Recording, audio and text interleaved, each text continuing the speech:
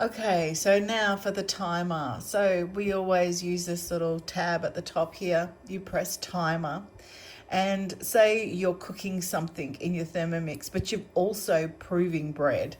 So I would then go into here. Now, there's no proving one. I don't know why there is none. So I'm going to start calling this bowl because what else would that be?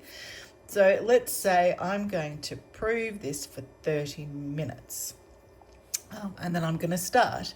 Now, to create another one, I have to go out of the timer and back in again and press timer. And I can now go, well, I've got something in the oven as well. And that is going to take 1 hour.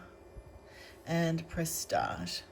And now I go back out of the timer, and when I click on here, oops, that I clicked on the little one that needs to go somewhere else. I have got two things on my Thermomix that are being timed, but I might also have a recipe on there that's also going. So you know the timer makes a different sound than the Thermomix finish sound. Let's have a go here. If I go 1 second, you'll be able to hear it. So there you go. So that's the sound the timer makes. So it's a little different to the Thermomix sound, so that you know the difference between your meal is now cooked or you're going off to the oven or whatever.